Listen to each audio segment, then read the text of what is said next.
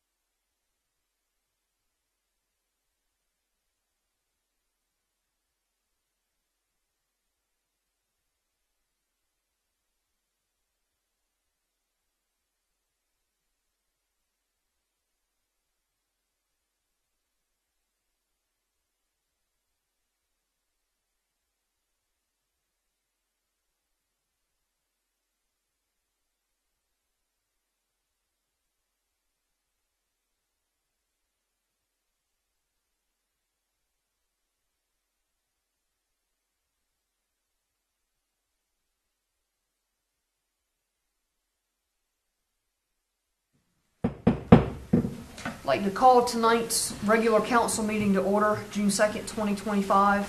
Before we get started with anything, there's some agendas here under the podium. We're having technical difficulties on our screen, so you won't be able to see anything up there tonight. So everything will be going off paper. So if you need one, please grab one. Also, I do want to tell you all, like last time, there's going to be a couple times I'm going to have to stand up for a couple of times. So don't mind me. I'm not walking out on you. I just need to stand up a little bit with what's going on. If we could please stand for the invocation and remain standing for the pledge. Jay?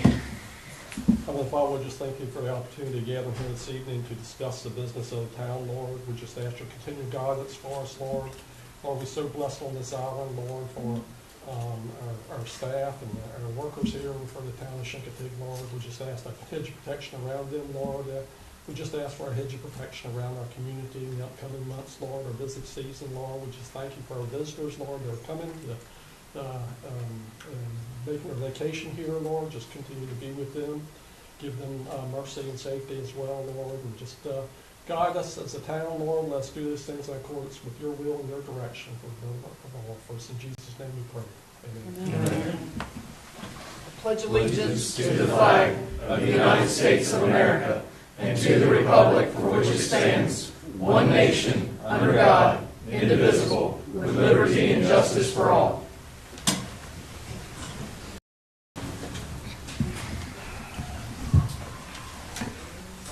All right, we don't have any remote participation. Everybody's here. Physically. Yeah, we're here physically, right? And we have one public comment, and that is Joanne from the Chamber of Commerce. Floor tonight. Good evening. Joanne Moore, Executive Director of the Chincoteague Chamber of Commerce.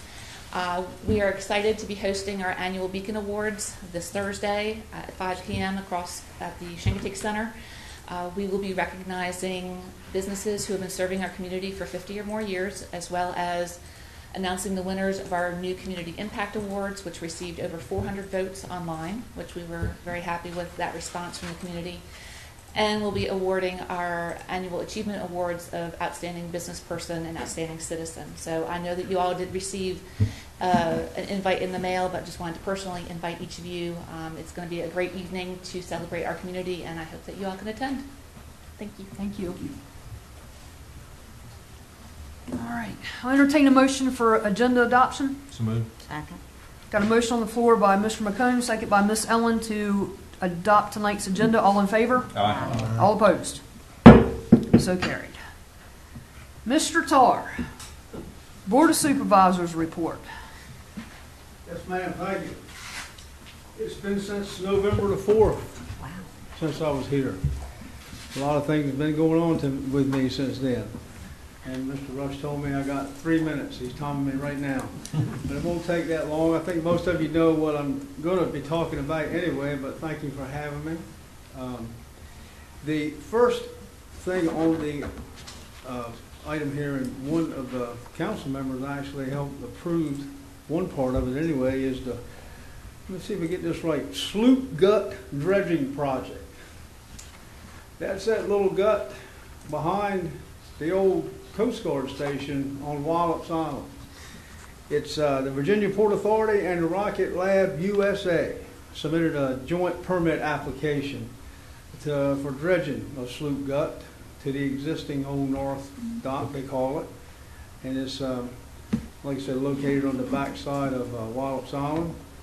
But it's multiple government entities that have regulatory oversight over this project and this application. But it's to deepen the channel to allow barged rocket parts to get to Wallops Island. So these rocket parts could have a width of 25 feet in diameter. And they're going to dredge this little gutite at mean low water to 7 feet. Good luck keeping it there for 7 feet for a while. But that's what it is, and it's 5,300 linear foot channel, and it's going to be dredged, like I said, to 7 foot, and it's going to be 59,042 cubic yards of dredged material. And guess where that's going? Charles City. Charles City. Because our our environment here wouldn't be a viable place for it. Comes out of our environment, but it's not good for our environment. It's contaminated. The mud out of It's your contaminated. yard and taking it to the backyard, it don't fit. I'm sorry. It's contaminated soil. Get out of here. I'm sorry. But the county's part of it. The Wetlands Board approved their part of it May 5th meeting. Gene, I think you were part of that. So what caused so much problems last time I was up here when I mentioned Queen Sign? My goodness, the Salisbury Times was here and the news and everything else. They were thinking it was just a brainstorming idea to make Queen Sound Dock a place for them to come. But that's off the table now. It's not a viable location. There would be a lot of dredging, a lot of work, and the causeway can't be closed for that long. But your town guy here, Mike, has been a part of these discussions and has been aware of what's going on with this, the Sloop Gut dredging project. The next thing of importance, child care. Going to be a roundtable discussion on June the 5th. That's this week, folks, at the Chincoteague Bay Field Station. The purpose is to open the meeting. It's going to be an open forum for employers located in the northern part of Accomack County to discuss their workforce child care needs with county representatives, local child care providers, and other stakeholders with a goal of identifying solutions for improving the child care availability in the area. That is a problem just like housing is. child care. Recent efforts, of course, by the county even giving grants out of our budget for any child care expansion. I think we actually gave one. And that was about the only one that was submitted. And they're talking $150,000 grant to get your feet on the floor to start watching kids. Only one applied and they got it. So that's still a part of our budget. So that's going to happen. And the town of Chincoteague was invited and plans to attend. And I was invited and then told I was uninvited because we can't have 3 supervisors in the same room. And without having the secretary there to take minutes, right? So Supervisor DeGeorge and Supervisor Major, she works in that field in Northampton County, will be there. And last but not least, almost 3 minutes, Anna. The Accomack County budget. They approved it in April with the tax rates, the budget, and there was a real estate increase of 5 cents for the EMS services on the mainland. Nothing here. And we also, in that 5 cents, we funded an SRO for your high school SRO program, and we will pay you back for the money you spend for that also.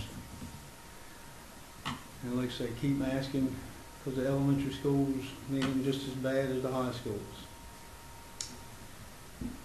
So since my last talk, I could only write down one thing that I haven't had any progress on or anything said about it, was the inlet study. I don't know if you actually, did you ever invite the guy up here? I was flat my back for like 2 or 3 months. Did he come give a talk or? Mike? No, we have invited Commander a couple times. We had the former commander here and took a tour and spent several hours here with us, brought his whole staff. That was 2 commanders ago. They have a brand new commander now.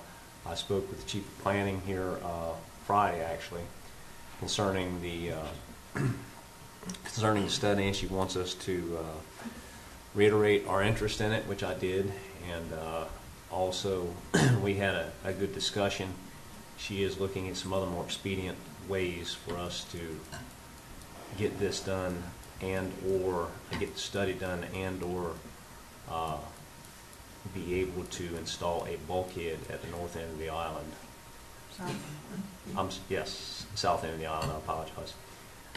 For protection of the harbor, the Corps of Engineers administered spoil site, and the surrounding area there. So we are re-engaging with them on this. But right now it's talk with the Corps. She is looking into. There is nothing that I can point to and say by this date we're going to have a plan, by this date we're going to have some work done at this point. The bright side of the Army Corps, Lewis Creek is on their agenda to be dredged, and they're still going to have the inlet dredged twice a year. And we got to be careful that they don't pull that out. As long as the Coast Guard's here, that's going to happen. But this inlet study is a I don't know. I don't even know if we even have the state money anymore. That was approved 2 years ago in the state budget to match that $3 million. So we'll see what happens. I'll keep you advised. Any other questions? Any questions for Bill? I got a question, Bill. Yeah. The grants for childcare, Mhm. the 150, was that advertised anywhere, like in the paper or just on the It website? was. Or what? It was. Yeah. Okay. We just didn't get a lot of Yeah. feedback from it. Yeah. Okay. Anybody else for Billy Joe? Okay. Thank you. Thank you, Gene. Keep working hard for us. Right. We gotta work hard. There you go. All right. Next up, general government May report. Mr. Talbert. Yes, ma'am. Thank you. We'll start with the Community Center. Month of May, the Center Director answered 22 requests for information, conducted 4 site visits to potential customers. They started with the Chincoteague High School Prom, which we host every year, high school juniors and seniors. And this year, after a 6-year hiatus due to beginning with COVID, they reestablished what they loosely called the senior prom. They had 370 senior citizens. A lot of them were moved up here from some local nursing homes. 370 people is a room full at Civic Center. I'm just going to say there was 4 different sponsoring agencies. A good time was had by all. Moving on, the CCA's benefit for a new sound system for the CHS gym. They had a fundraiser for that. It featured some of the student performances from the high school, and it was the Music of Woodstock that was well attended. Village Neighbors did their bingo. They do regularly. And, of course, Stephanie Hale did her resin class again. North Accomack Bingo held a bingo fundraiser on, I should say, May 23rd. I apologize. And that benefits their All-Star League, which is coming up in the next few weeks. Coming up this Saturday, June 7th, I should say, Kiwanis did a blood drive also on June 4th. On June 7th, we're having a bluegrass concert at the Civic Center at 7 p.m. And if you look at the poster, and it's hard to see the little picture, but if you look at the bottom right picture, that guy looked familiar. That's our Public Works Director, Wes Parks. And if I know you don't know him, but if you look at the opposite picture in the opposite corner, that's Taylor Parks, Wes's son. And they'll both be playing in the concert on Saturday night, so we invite you all to come out for that. Chincoteague High School graduation is this Thursday coming on the 12th at 6 o'clock. And on June 17th, primary elections, Democratic primary elections. June 18th, we're going to have a Himalayan Bowl drums. It's a new experience. And Walmart Bingo on the 19th. The Island Community House will be back with bingo on June 30th. Moving on, the sewer collection system project, and we had our closeout meeting today with the contractor and the engineer, construction inspectors, and we pronounced the project substantially complete, which allows the contractor to bill for his retainage that we've been holding since the first payment. All the pipe is in the ground, all the pipe has been pressure tested, all the patches have been made, and sidewalks have been reinstalled. There are still a few items on the punch list, but they will be taking care of those in the next few weeks. The contractor will be back in the fall, and we will be ready to start connecting the existing customers. Looking at meals and transit occupancy tax for the month. This, of course, collections were for the month of May, but it reflects the level of business in town for the month of April, at least when it comes to meals and from restaurants and hotels. Both excise taxes surpassed their 100% budgeted values for revenues during the month of May. You'll see meals laying at 106, almost 107% of its budgeted revenue, and transit occupancy is at 104%. I should say that meals tax collections are up for the month by 2.5%, and TOT is down by about the same amount. So we're seeing some different things happen here. Looking at the financial report, snapshot from May, you can see the chart below that expenses have increased considerably in public works and roads. This is because we are finishing up, of course, what we just talked about, our sewer project, and we just completed a large amount of paving. Also, you will notice that general government expense actually decreased last month over month, and that was because we moved some money out of that account, which should be in the public works account to pay the sewer contractor. And that's why that is. We didn't actually lose money there, we just moved it, which caused their percentage budget to go down. Trolley had a good month in May for the first month, 739 riders. Of course, that included the folks that went to the seafood festival in May. And Billy is hard at work on new routes for pony penning this year. We hope to have fewer routes and simpler routes this year, and more bus drivers for the 100th anniversary. We're currently recruiting bus drivers from Accomack County Schools. Building and zoning. Mark did 50 building permits last month. He did 54 building inspections.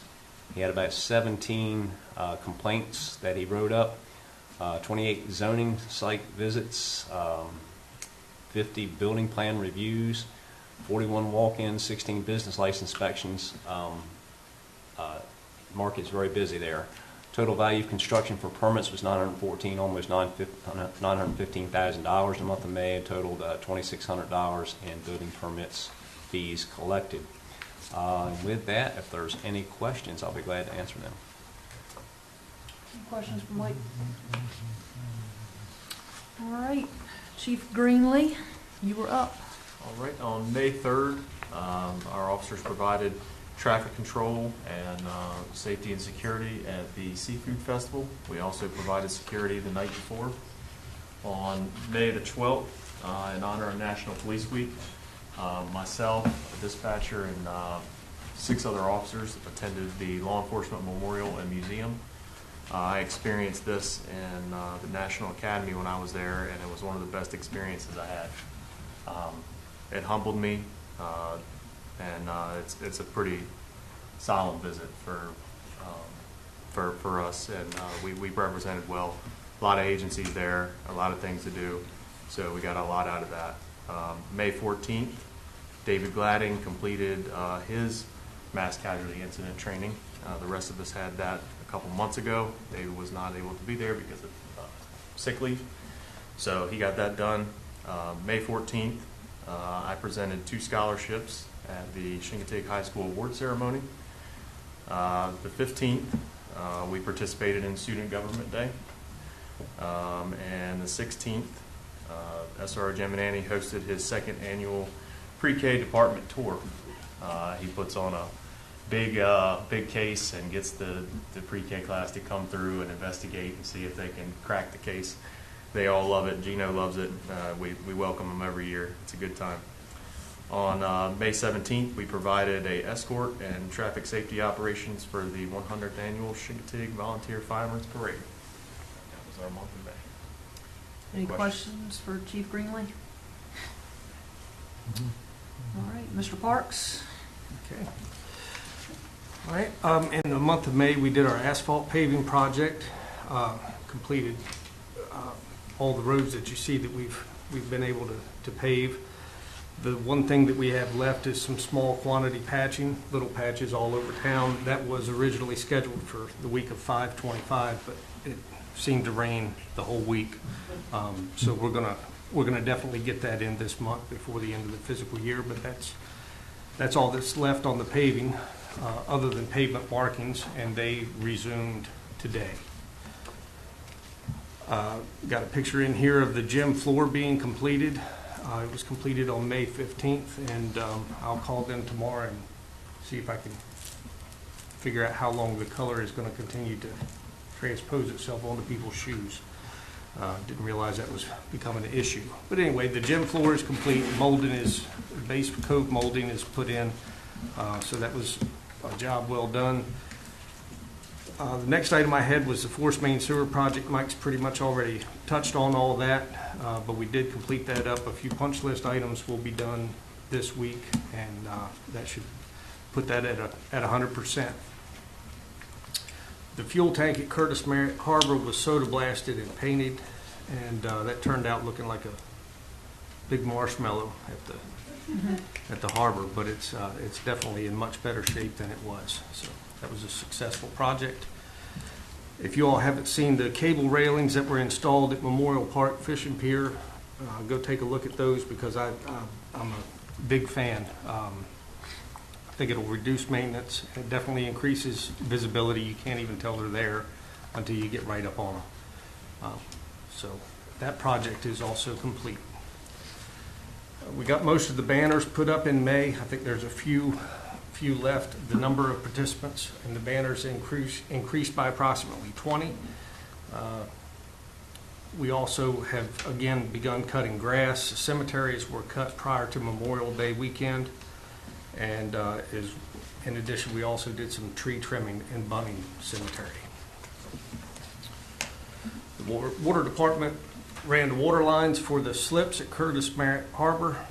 on the newest floating docks that we installed. And the water department also had 3 new services that they installed and 2 leaks and 128 misutility locates to mark.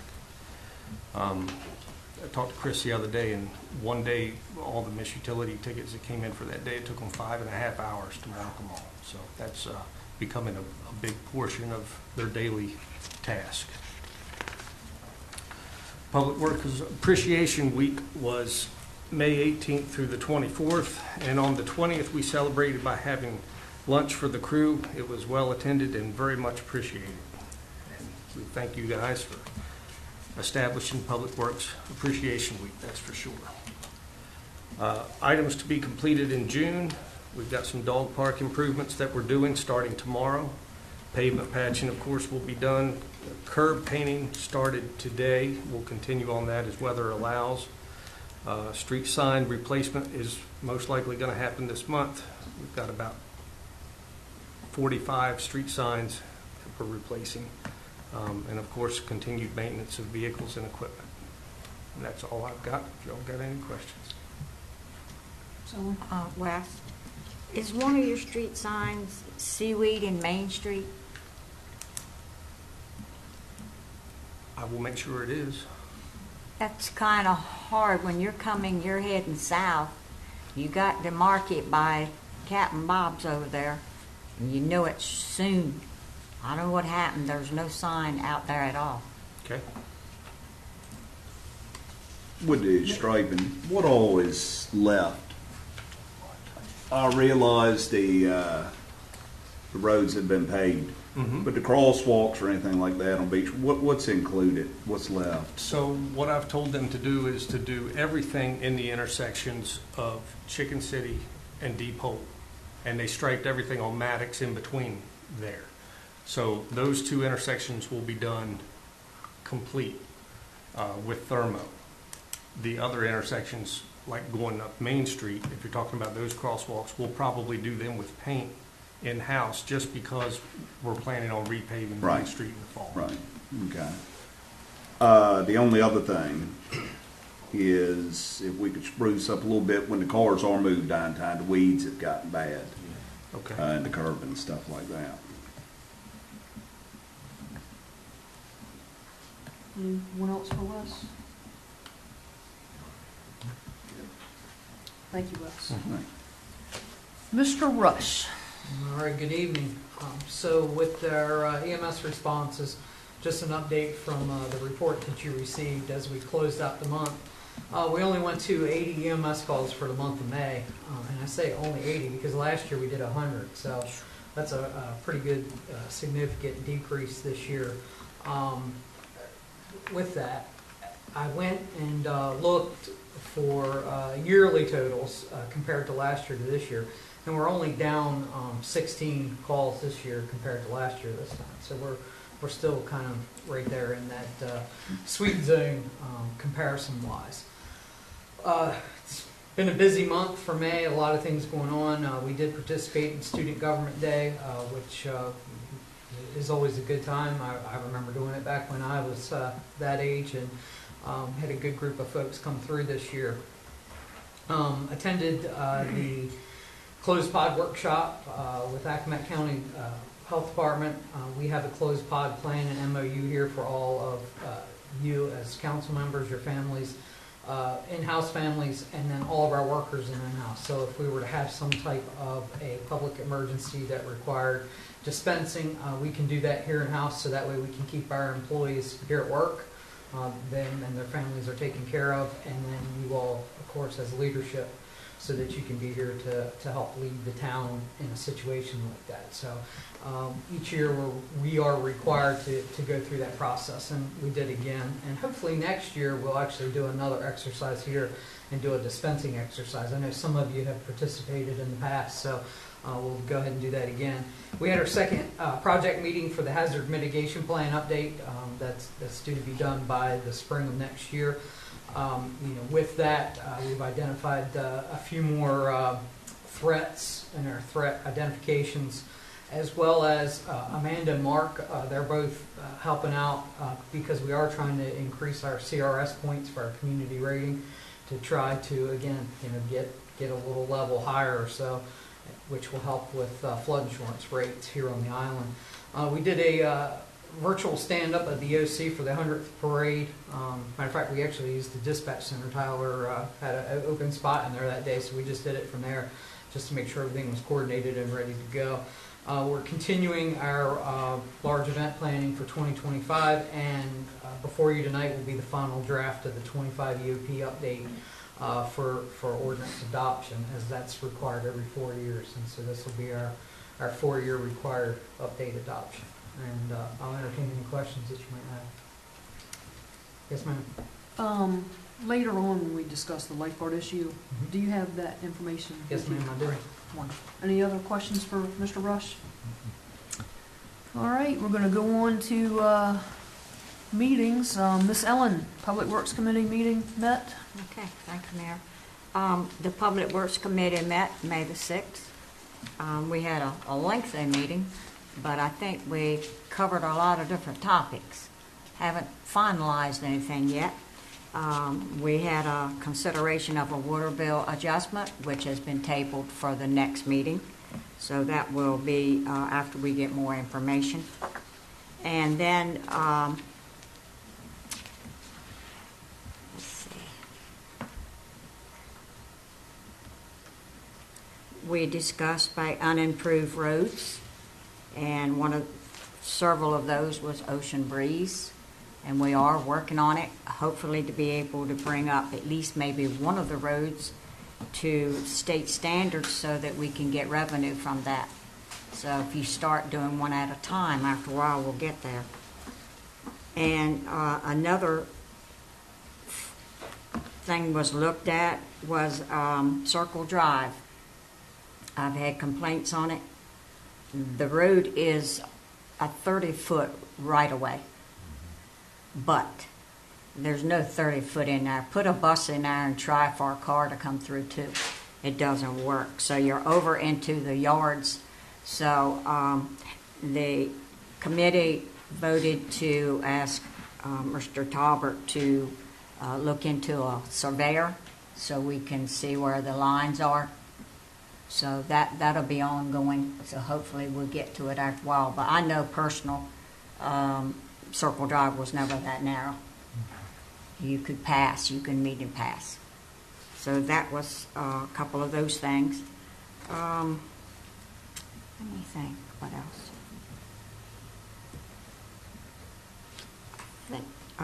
We were talking about the slits down at the Robert Reed Park that we've applied 3 times for grant money and have not succeeded, so I believe we're planning on doing it ourselves because it is much needed. It's pretty well, you all have the report, I'm sure you've read it. You have any questions on it? Mr. Talbert can answer it. Any questions for Miss Ellen or Mike on Public Works? All right, next up, Ordinance Committee, Mr. Savage.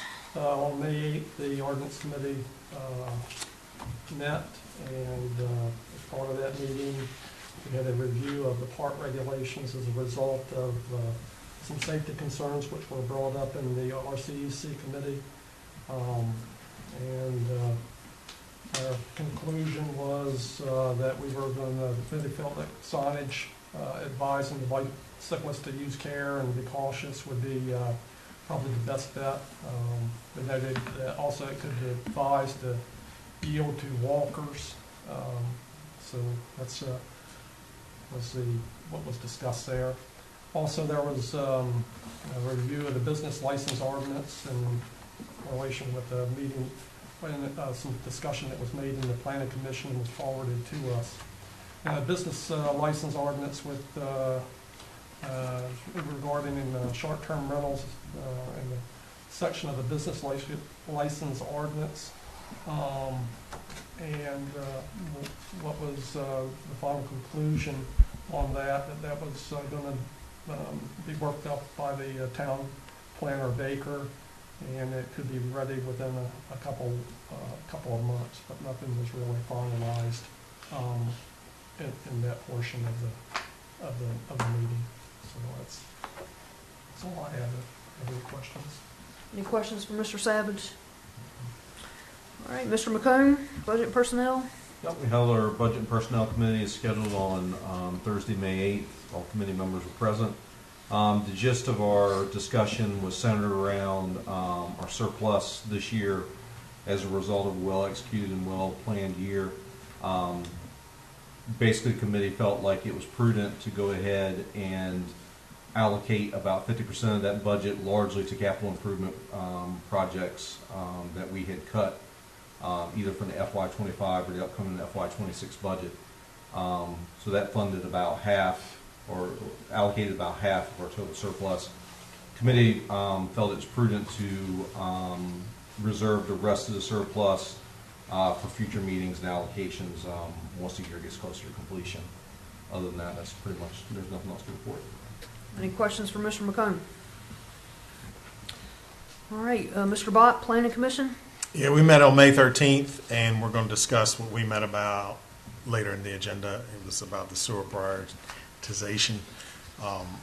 We're catching up right now with the committee. We're kind of catching up on the sewer work that needs to be done, and then we're also going to start tackling some other issues. Signed ordinance is one of them, is on our docket ongoing, as well as some of the downtown historic area zoning and so forth. That's it. Any questions for Mr. Bott?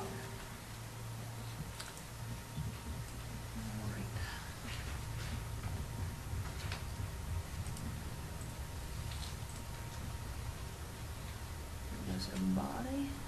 Need a adoption of the minutes for the council meeting on May 5th and the workshop meeting on May 15th. So moved. Second. Motion by Mr. McComb, second by Ms. Ellen to adopt both sets of minutes. All in favor signify by saying aye. Aye. All opposed. Next up, we've got a proclamation. Gun violence awareness. And you want me to read that, Mike? Yes, ma'am. All right. In recognition of declaring Friday, June the 6th, 2025 to be Local Gun Violence Awareness Day. We are wearing our orange pins to recognize that day. This proclamation recognizes that Friday, June 6, 2025 will be proclaimed Local Gun Violence Awareness Day in the town of Shingatig to honor and remember all victims and survivors of gun violence and to declare that we as a community must do more to reduce gun violence. Whereas every day more than 100 Americans are killed by gun violence, alongside more than 200 who are shot and wounded on an average, there are more than 13,000 gun homicides every year. And whereas protecting public safety in the community we serve is the public's official's highest responsibility, and whereas support for the Second Amendment rights of law-abiding citizens goes hand in hand with keeping guns away from people that shouldn't have them, and whereas the vast majority of legal gun owners gun violence and love and respect the peace and liberty that this country stands for, and whereas on June 6, 2025, people across the United States will recognize National Gun Violence Awareness Day and wear orange in tribute to victims of gun violence and the loved ones of those victims, and whereas the color orange symbolizes the value of all human life, and whereas anyone can join this campaign by pledging to wear orange on June the 6, 2025 to help raise awareness about gun violence, and whereas by wearing orange on June 26, 2025, citizens will raise awareness about gun violence, the value of human life, and honor the lives of gun violence victims and survivors. And whereas we renew our commitment to reduce gun violence and pledge to do all we can to keep firearms out of the wrong hands and encourage responsible gun ownership to help keep our children safe. Now, therefore, be it resolved that the town of Shingatig declares June 6, 2025 to be Local Gun Violence Awareness Day. I encourage all citizens to support their local community's efforts to prevent the tragic effects of gun violence and to honor the value of all human life. Do I need a motion on that? Yes, ma'am. So moved. Second. Got a motion by Mr. McComb, second by Mr. Bott to adopt this proclamation. All in favor signify by saying aye. Aye. All opposed. All right. Next up, an ordinance adopting and enacting revised emergency operations plan for the town of Shingatig. So, be it ordained by the Town Council of the Town of Shingatig, Virginia, Section 1, as required by the Code of Virginia, Section 44-146.19E, the Town of Shingatig has revised and updated their final emergency operations plan. 2, the plan entitled Town of Shingatig Incorporated Emergency Operations Plan, consisting of basic plan dealing with all hazards approach to emergencies and specific procedures for handling such emergencies. 3, the plan encompasses an emergency chain of command in accordance with the National Incident Management System. 4, in addition, the plan outlines incident specific tasks for operations of the Town of Shingatig before, during, and after such emergencies or disasters. 5, the ordinance also repeals any prior emergency plans which may be in effect prior to adoption of this ordinance. And 6, this ordinance shall become effective upon its adoption on June 2nd, 2025. At the Shingatig Council meeting held on June 2nd, 2025, on a motion seconded by this ordinance. Need a motion, please? Second. Motion by Mr. Savage, second by Mr. McComb to adopt the revised emergency operations plan for the town of Shingatig. All in favor? Aye. All opposed? So carried. All right, Mr. Bott, you're up. Sewer distribution priority. Yeah, so at our planning commission meeting, one of the tasks that we've been working on is to try to establish the priority for which we will allocate the sewer as it becomes available.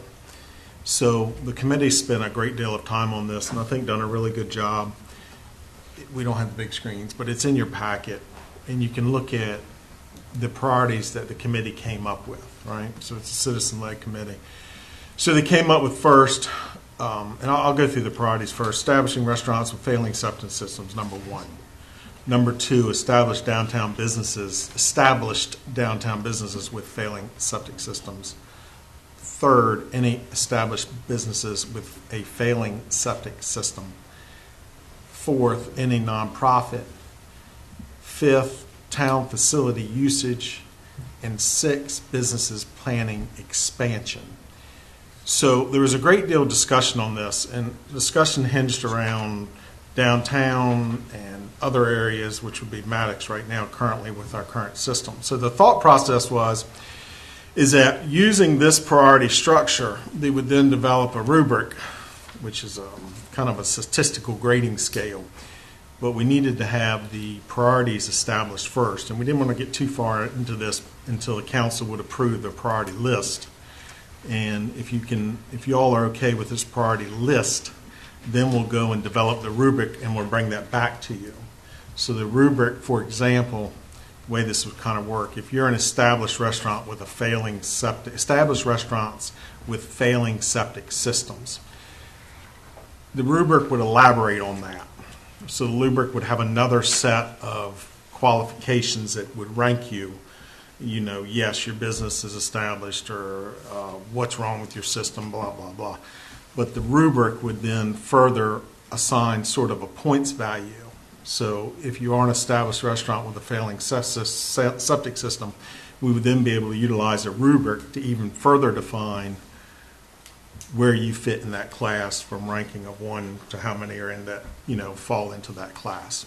So that's sort of the thought process here. If you all are okay with this priority list, then we'll now go back and do the rubric associated with it and bring it back to you at another, at the next time after we get the rubric presented, we'll bring it back to you.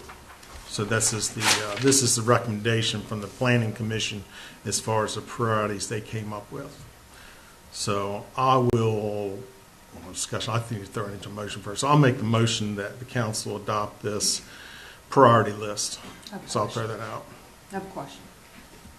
Established restaurants with failing systems, it doesn't matter which end, if it's up Maddox or downtown, it doesn't. Right, that was island-wide. Okay. Right, that was island-wide. All right. Any questions for Mr. Bott? All right, Mr. Bott's put a motion out there. I'll second. Got a motion by Mr. Bott, second by Mr. Howard to adopt this sewer distribution priority plan. All in favor signify by saying aye. Aye. All opposed? so carried. All right, up next, Mr. Talbert with the plans for the floating dock at Robert Reed Park. Thank you, ma'am. This is a project which we came up with several years ago to solve the problem at Robert Reed Park of being able to dock a boat. Right now, since the park has been created, there's been 10 traditional slips there. They are perpendicular to the flow of the tide, and when the tide starts running, it's very difficult to actually put a boat in the slip. The slips are created and built for larger vessels. There's not really something there that's convenient for smaller vessels, 25 feet and under. So we really think that the moorings there don't present an opportunity for smaller vessels and folks that just want to stop for maybe a few hours to moor and be able to access the downtown and be in water. So we came up with this idea to make a better and more easily accessible dock there. And of course, we went back to things that have worked so well for us at the harbor by using floating docks. And I know we don't have a big screen up there, but you do have in your packet a picture of what the floating dock looks like. It looks like a big T. We think it'll dock about 15 boats at a time of various sizes. Of course, that depends on the sizes. And even you heard Supervisor Tarr describe the dredging that's going on twice a year in Chincoteague Channel. We think we can get boats with up to 100 feet long there moored to this dock if we had to or if we wanted to.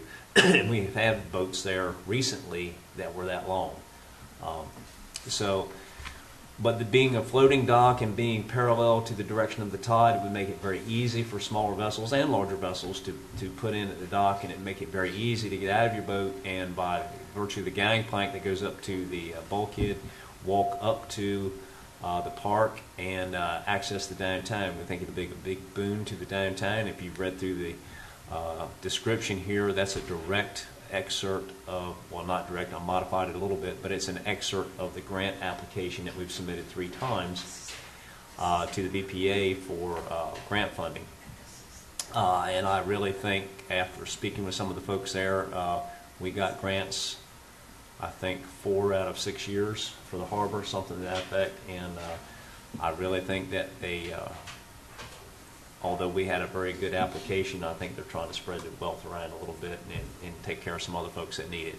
But we think this is a very viable project, and it would greatly benefit businesses in the downtown area by giving them a place to dock easily. And I can see on a summer day this being there being 8-10 boats there at a time, which you would not be able to do if we didn't have this. So that's why it was discussed with Public Works, and that's why Public Works is recommending the project. And I can answer any questions, Eddie. Any questions for Mr. Talbert? We have, I have updated the pricing on this. Of course, each of the 3 times we submitted the grant, I updated the pricing from our sole source supplier, which is Ravens Marine, down in Kissimmee, Florida. I did that just recently here, and their new price is just about $9,000 more than it was back in January. So they're doing a fairly good job of holding their prices. It would be, once we approve shop drawings, the material would be at least 2 months out, which means if we did it sometime over the summer here, got shop drawings approved, and if you okayed the project, we could possibly be doing this before Christmas, doing construction before Christmas, which means it would be ready for, of course, the 2026 boating season. All right, Public Works has recommended this to council. What's the pleasure? Oh, yeah, I'll make a motion, we proceed forth. I'll second. A motion by Mr. Bott, second by Mr. McComb to proceed forth with the Robert Reed Park dock facility. All in favor signify by saying aye. Aye. All opposed? So moved. Next up, we've got consider lot line vacations. Mr. Talbert, I'm going to turn this over to you. Okay, and I'm going to ask Mr. Custis if he'll come and give a description of each one of these 3 applications and answer any questions that you might have. Okay. Mayor Bowden and council members, John Custis for the record, local attorney. Before I began, I just wanted to start off by saying I was fortunate enough today to ride around the island and meet with several clients, and I'm fortunate enough residents that I'm fortunate enough to call clients, and it was a wonderful reminder of what a beautiful island you have. And I just want to say to each and every one of you, thank you for what you do to make this island a great place. As a proud Baysider, it is nice to get up here on the seaside every now and then and see your family from a safe island. So thank you for everything that you do. Thank you. I am here this evening on behalf of 3 separate and distinct clients. Hopefully, as I would be able to say, to be non-controversial issues, very simply and straightforward. The first application for a lot line vacation is for Alma May Waltz Fitzwater. She has 2 lots that are adjacent to each other off of White Street. Mrs. Fitzwater would like to explore the opportunity to build a garage on her property. If you see the plat that was included in your packet, there really is no area for her to build a garage adjacent to her house, so she's just looking to vacate the lot line between her 2 lots in order to explore building a garage. It is not any more complicated than that. I would like to state for the record that all certified mails receipts have been, all certified mailings were done, as well as all required advertisements in the newspaper as well. Okay. Council's pleasure on the lot vacation from Mrs. Fitzwater. Make a motion, we approve lot line vacation as presented. Second. Got a motion by Mr. Taylor, second by Miss Ellen to approve Miss Fitzwater's lot vacation. All in favor, signify by saying aye. Aye. Opposed? So moved. Thank you very much.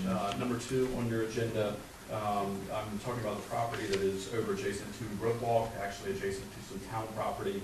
This is owned by RWFI Properties. RWFI Properties is owned by 3 individuals that own the Brook restaurant on the island.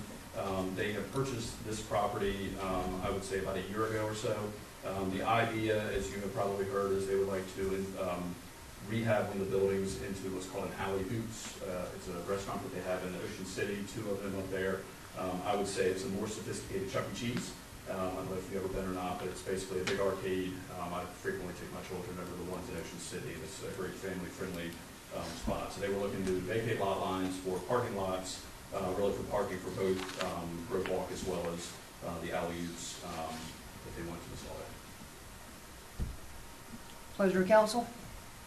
And also make a motion to approve the lot line vacation as presented. Second.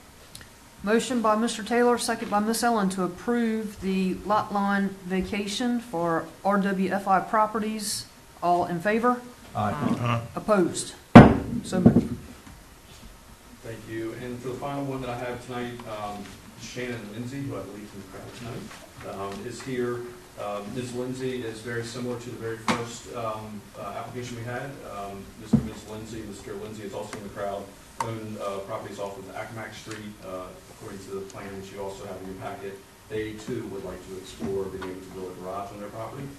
They have setback issues as well, so they would just like to vacate the lot line to be able to build a garage as well. And they're here to answer any questions as well if you have them. Anybody have any questions for Shannon or Mike? I'll make a motion to vacate line as requested. Second. Motion by Mr. McComb, second by Miss Ellen to vacate the lawn for the Lindsays on Accomack Street. All in favor signify by saying aye. Aye. All opposed? So moved. Thank you very Thank much. you. Pleasure to see you.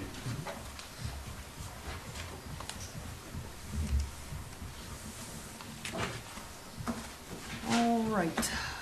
So I want to, next thing that we got up here, I want to discuss the situation we have over at the beach with the lack of lifeguards. And it doesn't look like that we're going to be getting any lifeguards anytime soon. And that's very troublesome. I had asked Brian to put together some numbers showing, you know, what our EMS guys and girls do about going over there and calls they answer and things like that. So if you could enlighten us with those facts and figures there. Yes, ma'am. So I reached out to Mr. Hugh Hawthorne to try to get some of their numbers because I think it's important to realize not only the times that we respond over there, but also the times that we did have to respond because of the lifeguards being on duty. So last year on Assateague, Chincoteague EMS responded 34 times to EMS calls. Now, That could be on the surf, that could be on the 3 Mile Trail, that could be on the main road going in. We do, some various calls there. Out of those 34 calls, 7 of those were EMS calls requested by lifeguards. So the lifeguards either did a rescue or someone got hurt, broken bone, something like that. They initiated EMS requests. There were 11 more times when lifeguards weren't on duty that we responded to the actual surf for either near drowning, or an injury of some sort. So 18 times EMS went to the actual surf last year for those particular calls. Now, again, there were other times we may have went to the parking lot, we may have been on the 3 Mile Trail, but actual on the surf, that's what we were at. There were 21 lifeguard-initiated calls that required no EMS response. So maybe someone with a fish hook or a scrape, a bump, a burn, something like that, but no EMS was needed. So there was 21 times that a lifeguard initiated care on someone within, mostly the lifeguarded beach, but anywhere on the beach they would respond to last year. So again, by them being there, that certainly eliminated 21 responses that we would have otherwise been called to go over there. There were 24 rescues that the lifeguards made last year. Of those 24 rescues, some of those were double or even triple sometimes. And we all know the times of years, especially when the storms are offshore in August, that certainly becomes problematic with rip currents and waves and so forth. But there were 24 documented rescues, but some of those rescues had 2 or 3 people that were counted within that one rescue. And some of those EMS calls were initiated out of those 24 rescues. So overall, there were 52 lifeguard-initiated calls last year, and then we added essentially another 27 calls to that over on Assateague. So, we're pushing close to 80 calls on Assateague for the year. Now, the lifeguard services typically don't start full swing until about the 3rd to 4th week of June. They're just usually weekends now up until that point on a typical year, trying to train and things like that. July, of course, is fully staffed throughout the week. From about 10 to 4:30 days is when the lifeguards are on stand. So again, there's times when they're not on stand, but for the busiest part of the beach day they are. And then moving into August. And then once we get about the 3rd week of August, they start cutting back again because some of the lifeguards are college students and they go back to college. And they certainly rely on weekends up through Labor Day, and then they've been typically going about 2 weeks after Labor Day because we've been getting real good beach weather. But that's kind of what you're looking at.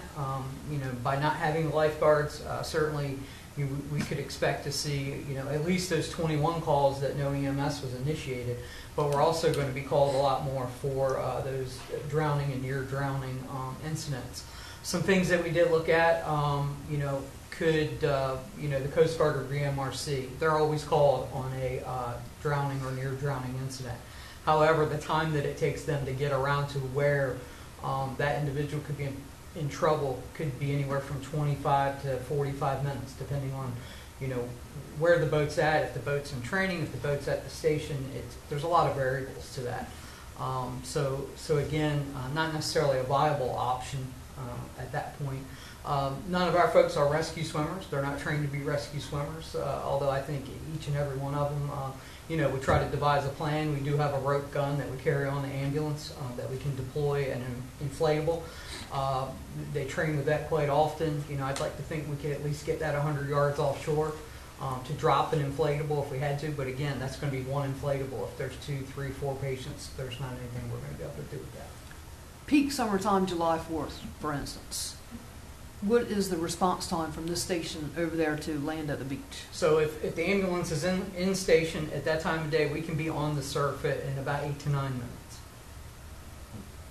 I really feel that this is such an important topic, and I know that Assateague Island, Maryland is going through the same thing. Ocean City, they have their own lifeguards and beach patrol protection, but there's times when the 2 ambulances are out here, and it can take anywhere, if somebody's got to come from the mainland, it can take anywhere from 20 minutes to a half hour to get over there. That is precious time. I just feel like that we as a town need to apply as much pressure as possible to either, see that the Park Service can do something down here, or maybe we need to look at some solutions ourselves. I don't know that I think we should get into employing lifeguards ourselves, but I just feel like we're going to have to do something. I think this is just going to put such a strain on our EMS system that in the summertime or to get strained. And I would really like to see us push to try to apply as much pressure as we can, as far to the top as we can with this issue. Have we reached out to anybody yet? Like, No. Yeah, we Other than need Park to, Service. yeah, we need to formulate a letter and also try to arrange a meeting with the Park Service. can you set that up, Mike? Yes, ma'am. You know, one thing to mention here is that House Committee on Natural Resources oversees Fish and Wildlife and National Park Service. We have 2 representatives in the state of Virginia on that committee. So I would think we could apply some pressure there as well. And reach out to them as well. Yeah. Can you reach out to them as well, Mike? Yes, ma'am. Maybe start with them. This puts us in a bad situation because the call's going to come in here, right? The 911 call's going to come to us. Mhm. You've got a rocket buoy or something? Yes. Come on. Essentially, yeah, I mean, that's Slingshot. Slingshot. Yeah, slingshot. Slingshot. wind in the right distance. I know the surfers, and this doesn't include like the surfer rescues. I know they do a lot of rescues. Right. So this doesn't include the surfer rescues. I mean, we can only hope that now the surfers will be in that area as well. On a really rough day, I mean, that would be their Yeah, prime. because they rescue a lot on their own. They It do. never gets written up or talked about. So, Mike, Billy's gonna give you the names of those people that are on the, that committee. Okay. It's Rob Whitman, he's actually vice chair, and then Kiggins is the other one. Anybody wanna say anything else about lifeguards? Hopefully we can get something rolling. Reiterate how, well, to me, it's just a matter of life and death. I'm sorry, that's just the way it comes down to. I was taught at an early age, you don't turn your back on that ocean. You gotta respect it. And there's so many people that come here on vacation and they just want to go have a good time, and they don't necessarily understand the dangers of it all. So, last thing you want is for somebody to pass away over there because of not having the help that they need. So, I know they said in Maryland, they had reached out to the state parks. Is that right, for some assistance with lifeguards? Have they made any progress, do you know, on that side? Not to my knowledge. Okay. Hey, Val, we Yes. can ask, we don't want to hard about it, and it's on us. right. But, like you say, I know if somebody, when y'all get the call, and I'm not talking about a fishing drone either, that brings a fishing lure out and drops it, they're actually rescue drones that drop the, where we can come like that. That's what I'm saying is, to me, if y'all had that, and like you say, we can do that because they were called to go. And then, you know what I'm saying, it's.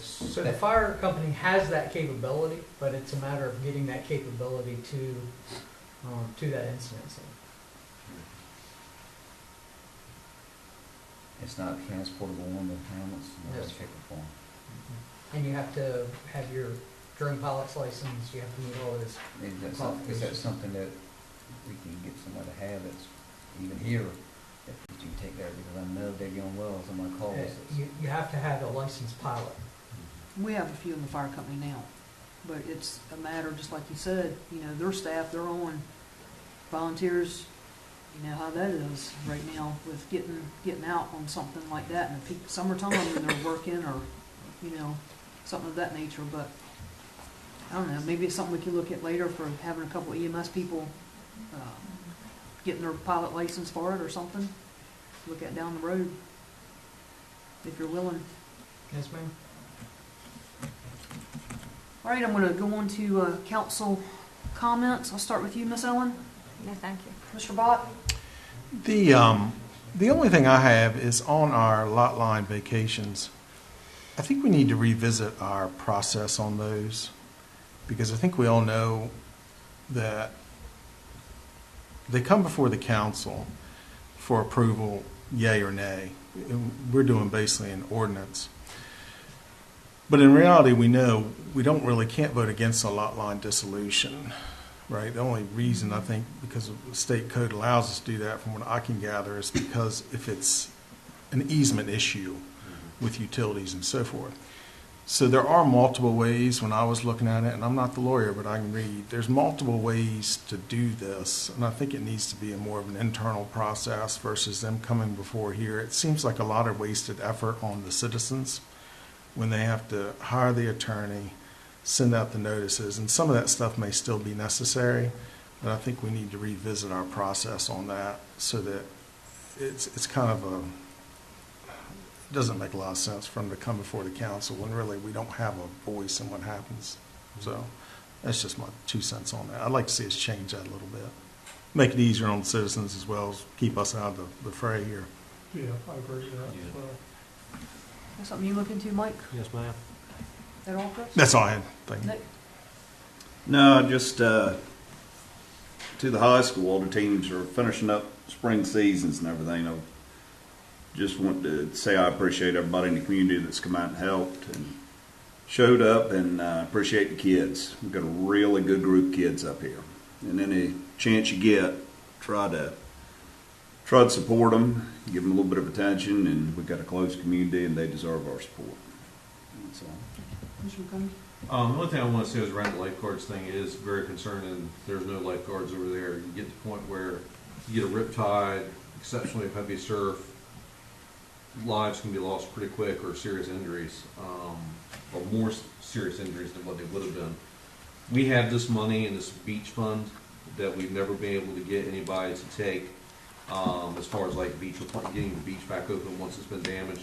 Maybe it's something we can do where we're not going to be able to put town employees on federal property. That's never going to fly, to do something like that. But maybe in the short term, until they can figure out budgets, we potentially get them to put lifeguards there, and we reimburse them for the labor or part of the labor. It might be a compromise. Important thing is getting safety on the beach, and we don't want any visitors, losing their lives on a visit to Shinnecock and Aztec. So just a thought as we move through this process. So that's all I have. Gene? Everybody stay strong. Paul, thank you for the I know I went to a baseball game, and in fact, teenager was there at the game, and fireworks were at the end of the game. He was stressed, knowing I had no idea the story, but I knew I had to get him away from the fireworks. I took him to the parking lot, and he didn't know where his car was at, and he was, every time they would shoot him, I found out later that he had actually watched his father shoot his mother. His grandmother was raising him. I was there with her. I had no idea. I knew it was the sound, but it was,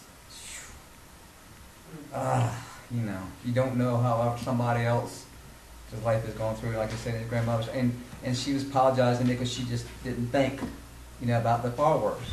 And that's nothing you would imagine think, but it was just tearing him up every time that sound went off. It was just tearing him up. And all I could do was just get him further away if I could get him, And when I asked my daughter, what the story was, and she told me the story, it's we just pray for people that has their good sense. Just have to treat each other and be kind to one another. So it's definitely, the awareness is definitely needs to be there, because you don't think about it until you come across that situation. So thank you for keeping us aware. Mr. Savage? The only thing I'm just going to build on what Bill said, we need to do all we can to get these lifeguards here. It's just, it can be a disruption for, just for our EMS crew, but more importantly, it'd be obstruction for people who are coming here, families are coming here for a good vacation and so forth, and have a tragedy like that. Just can't imagine. That's all I thought. I reiterate that. It's nobody expects to go on vacation, or even us locals don't expect to go over there and have something happen. But as we all well know, something can change in the blink of an eye. I'm living proof of that sitting here right in a second. I do want to tell everybody that on June 7th at the Robert Reed Park at believe 7:30 that night. There's gonna be Joanne, you might have to elaborate on this with me, but Seaside Vacations is doing a promo about the island. They did Tim and another girl that works at Seaside, they started this like passion project of doing a video for Pony Swim that sort of just grew into a really nice program, and they're going to be having it at Robert Reed outside and premiering it that night. Yeah, I've seen snippets of it. If you can go, it's great because it really, they talk to a lot of people and they talk about pony pinning and what a lot of things mean to people and things like that. Also, I want to thank the town for their participation in the 100th anniversary celebration we had across the street a couple weeks ago. There was a lot of people. The parade was nice. A lot of people in town. People came back here to the firehouse, and the town had allowed the fire company to use a lot across the street for some bouncy houses. People were everywhere. That was pretty much it. People were everywhere. And everybody had a good time. And it was just so nice seeing everybody get excited about the upcoming season and about the 100th anniversary and things like that. So I want to thank the town for everything, the police department, EMS, Public Works, for everything that they did to help with that. It was a great day.